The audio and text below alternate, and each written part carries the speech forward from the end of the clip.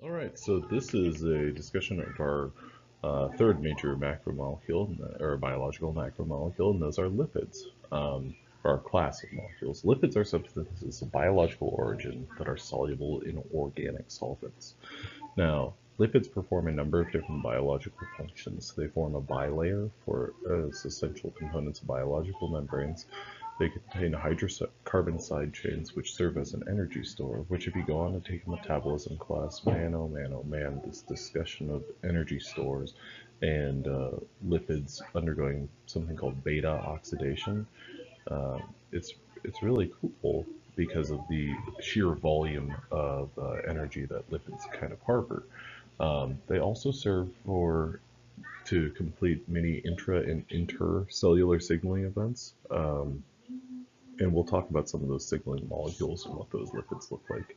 Uh, in terms of classification, these are the 5 different groups of lipids that we'll talk about.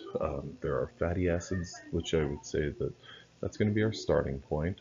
Triacylglycerols are going to be the kind of fats that you know from like a dietary standpoint, maybe the more commonly known molecules. Glycerophospholipids, sphingolipids, and steroids. And so what that means is we'll talk about the kind of non-membranous function of lipids, but at any rate, this is kind of our introduction. So here we've got a general structure for 4 different fatty acids. We've got stearic acid, oleic acid, linoleic acid, and alpha-linoleic acid. Let me highlight those: stearic, oleic, linoleic, and alpha-linoleic. Now each one of these molecules has a carboxylic end right up here, and long hydrocarbon side groups. Now most fatty acids range from 16 carbons to 18 carbons. What ultimately is a good way of distinguishing between fatty acids is whether they are saturated or unsaturated. Our saturated fatty acids have no double bonds, and our unsaturated fatty acids have multiple double bonds, or at least one double bond.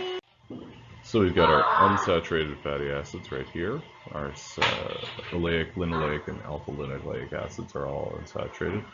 Now the notation for that is 18:0. These are all 18 carbon long fatty acids. So this right here notation is for stearic acid. This right here would be for linoleic acid. So C18:2, that's a colon. C18:0, this would be 18:1, 18:3. So that notation doesn't show you anything about the placement of those fatty acids, but we use a different system for that. Okay, all double bonds are going to be in the cis configuration, and the first double bond is generally going to be between carbons numbered 9 and 10. This would be an example of a double bond between 9 and 10. Okay. Polyunsaturated fatty acids are the double bonds are not going to be conjugated, in which case you know that the placement of those double bonds approximately. Now, if you had conjugated fatty acids, that would mean that, so if I took this oleic acid molecule and I put a double bond, so double bond, single bond, double bond, that would be an example of a conjugated fatty acid, and that would show you, that would more than likely end up in the trans configuration. So I want you to be able to draw these structures. So given some sort of prompt like C16:3, you'd be able to draw that. Now, again, that information there doesn't tell you anything about where those double bonds actually are placed. Okay, so another way that we can look at that is using this omega system. So you can think about your carboxylic acid as your alpha carbon, and this last carbon as your omega fatty acid. So these are also known as N fatty acids, and you use this notation C16:N or C16:1 N-3.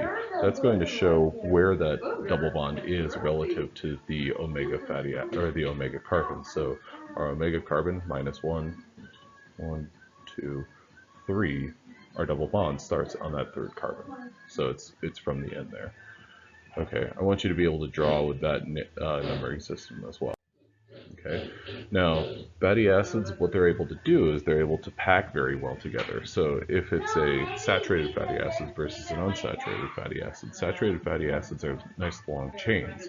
Unsaturated fatty acids, on the other hand, are going to bend. They're going to have this angle to them, in which case they're going to basically disrupt any sort of nice organized system that these saturated fatty acids would have. So I always like to think about these two models right here, C and D. Now model C, we've got a limited space here, and we packed 5 fatty acids in there. Now if we were to take that same space, or take that same approximate representation, that same area, you've only got 3 fatty acids in that same space whenever you're dealing with a mixture of saturated and unsaturated fatty acids. Now you can think about that, and I always like to think about that from a dietary standpoint. Whenever somebody says like, oh, saturated fatty acids are bad, well, they're not inherently bad. The thing is, saturated fatty acids give you huge sums of energy, and if you're living a sedentary lifestyle, then you're not going to be using all of that energy, in which case they are bad then. So you would want to take on like polyunsaturated fatty acids. So this table right here shows you some naturally occurring fatty acids. Your naturally occurring fatty acids ranging from 12 carbons all the way up to 24 carbons. This also shows some of the physical properties and the common names of them. So we've got lauric acid, myristic acid, palmitic acid, stearic acid, arachidic acid, and lignoceric acid. Then on the bottom half of this table, we've got some unsaturated fatty acids ranging from a monounsaturated to a tetra unsaturated fatty acid. So 2, 3, and 4 double bonds present there. Okay. Now, one of the things that I want to draw your attention to is what is the trend that we see from 12 to 24 carbons? Well, that trend with respect to melting point is that our melting point goes from 44 degrees Celsius to 86 degrees Celsius whenever we increase from 12 to 24 carbons. So we've doubled the length of it and nearly doubled the melting point of that fatty acid. Now, one thing that's a little bit, I don't know if I would say confusing, but it seems kind of crazy whenever you look at these fatty acids, our unsaturated fatty acids. What are our melting points? We range from 1 to 0.5 degrees Celsius. Then we go up to 13.4 degrees Celsius when we go from 16:1 to 18:1. So we did see that the melting point increases as our number of carbons increases, but then as we start adding more double bonds, so when we look at these 3 in particular, 18:1 to 18:3, we go from 13.4 degrees Celsius all the way down to negative 11 degrees Celsius. And then finally, whenever we have 4 double bonds in a 20 carbon long fatty acid, melting point is negative 49.5. So what that shows you ultimately is that as you increase the number of carbons, the melting point, so increased number of carbons, melting point goes up. Increased number of double bonds, your melting point is going to go down. Okay, so it's important to remember those two kind of conflicting changes there. So there we've got that basically, and important part about this is that your double bond number is actually going to take precedence.